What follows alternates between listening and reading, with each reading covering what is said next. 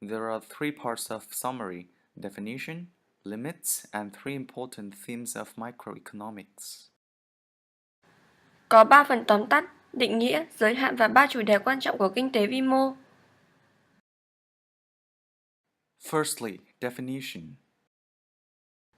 Đầu tiên, định nghĩa. Microeconomics is a branch of economics that studies the behavior of individuals and small impacting organizations in making decisions on the allocation of limited resources. Kinh tế vi mô là một nhánh của kinh tế, cái mà nghiên cứu hành vi của các cá nhân và các tổ chức nhỏ có tác động đến việc đưa ra quyết định về sự phân bổ các nguồn lực có hạn. Secondly, limits. Thứ hai, các giới hạn. Microeconomics is about limited things such as incomes, budgets, technical know-how, and number of hours. Kinh tế vi mô nói về những thứ có hạn như là thu nhập, ngân sách, bí quyết về kỹ thuật và số giờ làm việc. Incomes are what consumers can spend on goods and services. Thu nhập là những gì mà người tiêu dùng có thể sử dụng vào hàng hóa và dịch vụ. Budgets and technical know-how are what firms can use to produce things. Ngân sách và bí quyết về kỹ thuật là những gì mà các doanh nghiệp có thể sử dụng để sản xuất ra các thứ. The number of hours in a week is what can be allocated to labor or leisure. Số giờ trong một tuần là cái có thể được phân bổ cho lao động hoặc giải trí. And finally, three important themes of microeconomics. Và cuối cùng, 3 chủ đề quan trọng của kinh tế vi mô. There are three important themes of microeconomics. They are how to make optimal trade-offs, the role of prices, and the central role of market. Có 3 chủ đề quan trọng của kinh tế vi mô, đó là làm thế nào để đưa ra những sự đánh đổi tối ưu, vai trò của giá và vai trò trung tâm của thị trường. How to make optimal trade-offs. Làm thế nào để đưa ra các trao đổi tối ưu? Microeconomics describes the trade-offs that consumers, workers, and firms face. Kinh tế vi mô miêu tả những trao đổi mà người tiêu dùng, công nhân và các doanh nghiệp đối mặt. Consumers have limited incomes, so they trade off the purchase of more of some goods for the purchase of less of others and current consumption for future consumption. Người tiêu dùng có các khoản thu nhập hạn chế, vì thế họ đánh đổi việc mua nhiều hơn một số hàng hóa cho việc mua ít hơn các hàng hóa khác, và sự tiêu dùng hiện tại cho sự tiêu dùng trong tương lai. Workers trade off working now for continued education and in their choices of employment and labor for leisure. Các công nhân đánh đổi việc làm việc bây giờ cho việc học tập được tiếp tục và trong những sự lựa chọn của họ cho nghề nghiệp và lao động với giải trí. And firms trade off hiring more workers and building new factories for doing both. Và các doanh nghiệp đánh đổi việc tuyển thêm công nhân và xây dựng các nhà máy mới cho việc làm cả hai. The role of prices. Vai trò của giá cả. Microeconomics describes how prices are determined.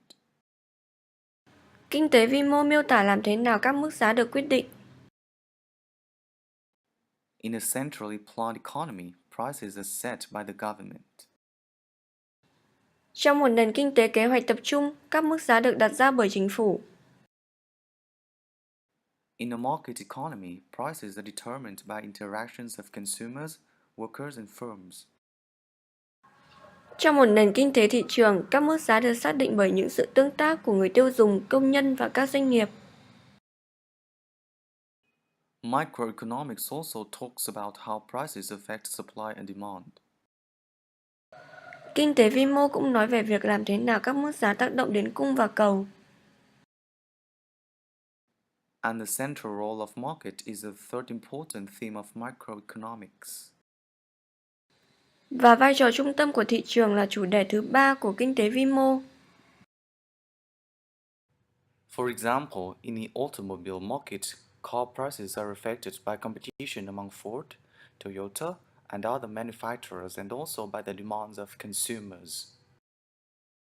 Ví dụ, trong thị trường ô tô, các mức giá ô tô bị tác động bởi sự cạnh tranh giữa Ford, Toyota và các nhà sản xuất khác, và đồng thời bởi các nhu cầu của người tiêu dùng. In a planned economy, who makes decisions in the allocation of scarce resources? Trong một nền kinh tế kế hoạch, ai là người đưa ra các quyết định và sự phân bổ các nguồn lực khan hiếm? In a planned economy such as that of Cuba, North Korea, or the former Soviet Union, the allocation decisions are made mostly by the government.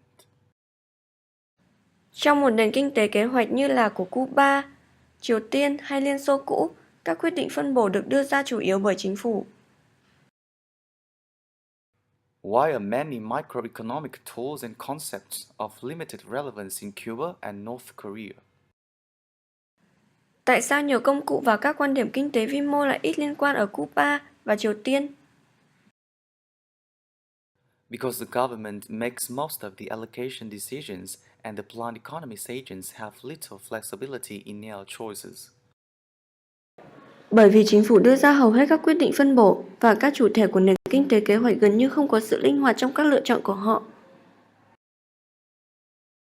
What does the term trade-off mean? Thuật ngữ trade-off nghĩa là gì? It's an opportunity cost. Nó là một chi phí cơ hội. What can you learn from the consumer theory? Điều gì bạn có thể rút ra được từ lý thuyết người tiêu dùng? It describes how consumers, based on their preferences, maximize their well-being by trading off the purchase of more of some goods for the purchase of less of others.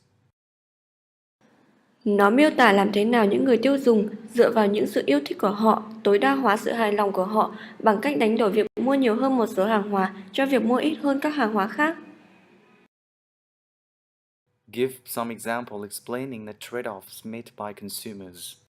Hãy đưa ra ví dụ nào đó giải thích những sự đánh đổi được đưa ra bởi người tiêu dùng. Consumers trade off current consumption for future consumption. Người tiêu dùng đánh đổi sự tiêu dùng hiện tại cho sự tiêu dùng tương lai. Give some example explaining the trade-offs made by workers. Hãy đưa ra ví dụ nào đó giải thích những sự đánh đổi được đưa ra bởi các công nhân. Workers trade off labor for leisure. Các công nhân đánh đổi lao động cho giải trí. Give some example explaining the trade-offs made by firms. Hãy đưa ra ví dụ nào đó giải thích những sự đánh đổi được đưa ra bởi các doanh nghiệp. Firms trade off hiring more workers and building new factories for doing both. Các doanh nghiệp đánh đổi việc tuyển thêm công nhân và xây dựng các nhà máy mới cho việc làm cả hai.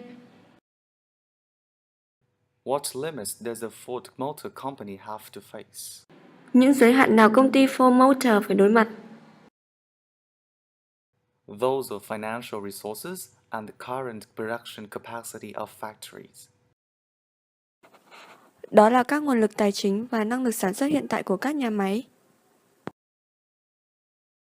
What does the theory of the firm indicate? Lý thuyết về các doanh nghiệp nói đến điều gì? It describes how trade-offs can be best made. Nó miêu tả làm thế nào những sự đánh đổi có thể được đưa ra tốt nhất. What are three important themes of microeconomics? Những gì là ba chủ đề quan trọng của kinh tế vi mô? They are how to make optimal trade-offs, the role of prices, and the central role of markets. Đó là làm thế nào để đưa ra những sự đánh đổi tối ưu, vai trò của các mức giá và vai trò trung tâm của thị trường.